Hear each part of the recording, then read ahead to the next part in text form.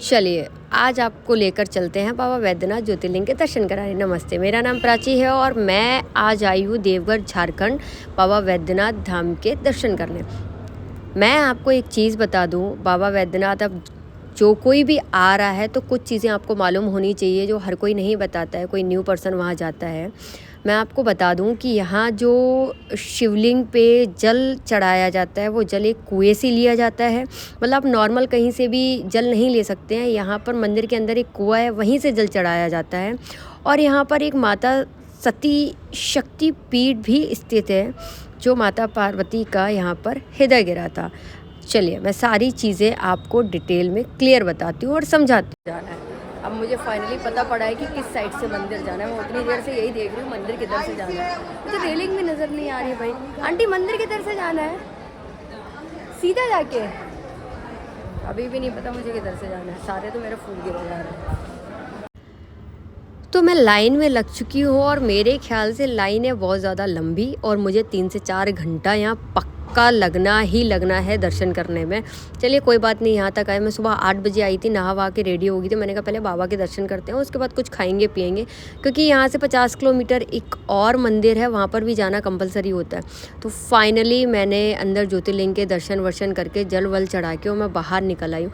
ये जो आपको ऊपर नज़र आ रहा है ना, यही माता सती और बाबा का गठबंधन है, जो कि ज़्यादातर मैंने यहाँ पे लोकलिटी में जो पूछा था उन्होंने मुझे ये बताया कि शादी के बाद ही आना चाहिए, हस्बैंड और वाइफ को गठबंधन यहाँ करना चाहिए।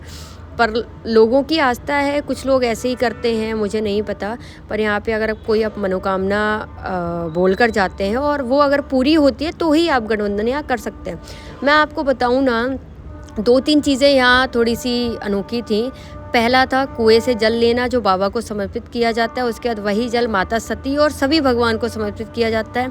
सेकंड चीज़ ये और भी शक्तिशाली ज्योतिर्लिंग होती है क्योंकि यहाँ माता सती का हृदय गिरा था।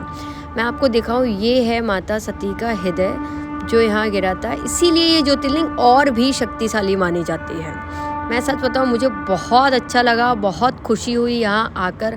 अच्छे से मेरे दर्शन हो गए थे, सब चीज़ें। पहले मैंने सोचा मैं कुछ खा पी लेती हूँ, बट मुझे बिल्कुल भी टाइम नहीं था और मुझे वासुकीनाथ भी जाना था।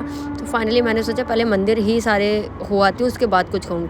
मैं यहाँ बस का वेट कर रही थी, काफ़ी ज़्यादा यहाँ बस का वेट करना पड़ा। वो गर्मी तो इतनी भयंकर थी ना, मैंने सुबह से कुछ खाया पिया भी नहीं था। मैं सच बता रही हूँ, सुबह 8 बजे की मंदिर निकली हुई थी, शाम का 3 बज गया। उसके बाद मुझे बस मिली हूँ, बस में बैठ गई हूँ और यहाँ से 50 किलोमीटर दूरी पर वासुकीनाथ जी का मंदिर है और मैं अब पहुँच चुकी हूँ वासुकीनाथ। बस से नीचे उतर चुकी हूँ और फाइनली बाबा के दर्शन करने भी आ चुकी हूँ। मैं आपको बताऊँ, जो भी बाबा वैद्यनाथ के दर्शन करने आता है वो वासुकीनाथ भी ज़रूर जाना है, क्योंकि यहाँ पर हाजिरी लगाना बहुत ज़रूरी होता है और मैंने अपने दर्शन बहुत अच्छे से किए।